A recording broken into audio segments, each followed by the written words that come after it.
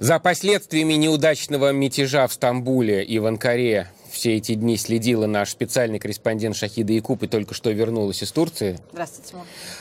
И первый вопрос, который хочется задать: почему люди, которые в твоих репортажах выступали даже против Эрдогана, не выступают активно за армию?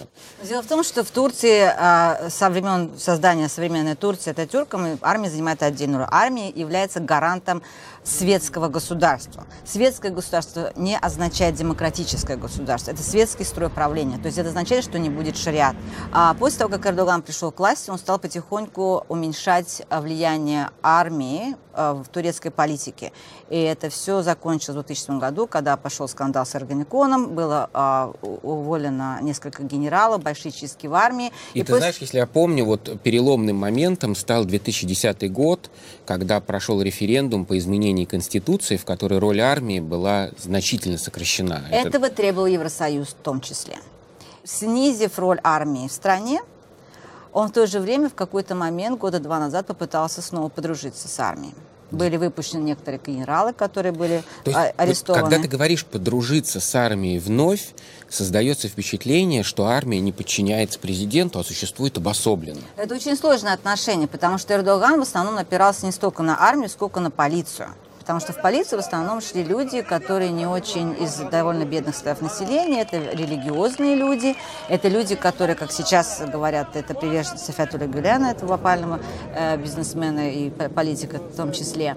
Это главная опора была для Эрдогана и его ак-партии. Все в основном сконцентрировалось в полиции. Они лояльны и благодарны ему за социальный рост. Да, это был социальный рост, у них были какие-то привилегии, поэтому, придя к власти, конечно, Эрдоган прежде всего решил снизить роль армии и повысить роль полиции. То, что мы видели сейчас, большую часть операций по погашению этого мятежа была возложена, в принципе, на полицию.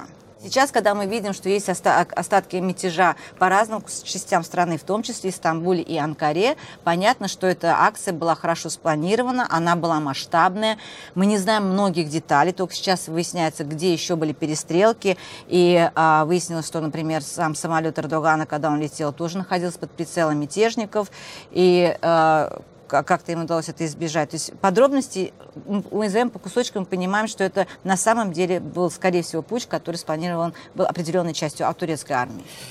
Как турецкая армия, как турецкий офицер будет защищать страну, учитывая, как мне кажется, просто пережитый позор для армии? Позор полный для армии. В прошлом году, когда... Такое унижение. Унижение полное. То есть, ладно, хорошо, сократив роль армии, Эрдоган решил с ними подружиться. Началась война с курдами в прошлом году, когда закончилось перемирие.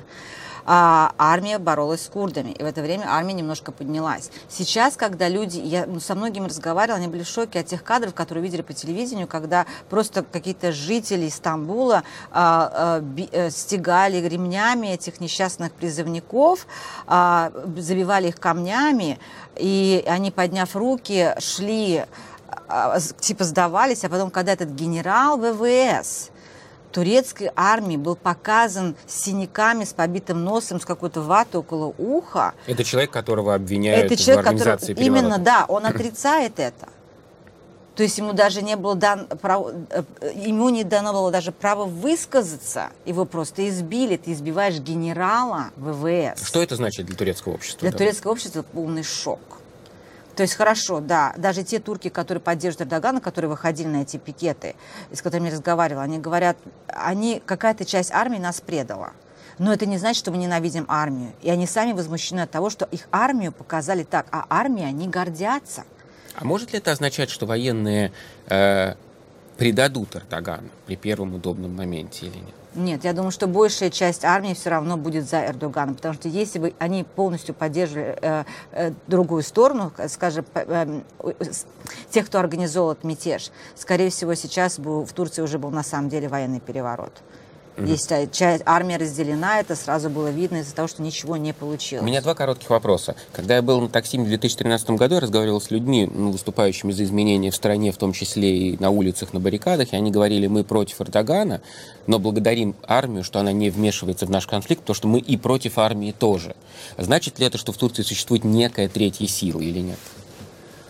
А ее третьей силы, к сожалению, нет. Если бы она была... Вот этот гражданский протест. Гражданский протест... И его нет, его, скорее всего, еще долго не будет. Сейчас, после того, как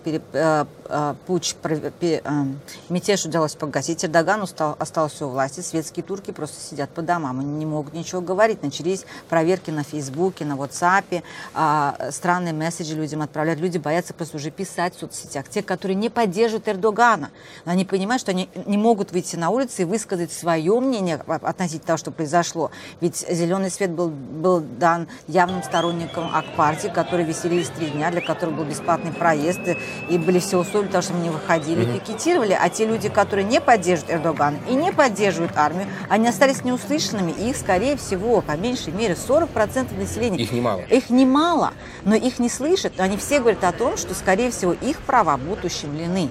И ущемлены серьезно, потому что они боятся, усиления власти Эрдогана, если ему удастся все-таки из Турции сделать вместо парламентской президентскую республику, чего он очень хочет и пытается сделать уже в течение нескольких лет, и они боятся усиления религиозных настроений и не введения шариата как такового. Это просто изменение образа жизни. Да, изменение образа жизни, и слишком большая часть населения, практически половина, будет подчиняться большинству. А большинство — это те люди, которые поддерживают Ак-партию. Это религиозные, верующие люди. Может быть, они не хотят шариата, но они все равно будут диктовать свои условия. К которым светские турки, в основном живущие в городах, не привыкли. Спасибо большое. Шахида Якуб только что вернулся из Стамбула.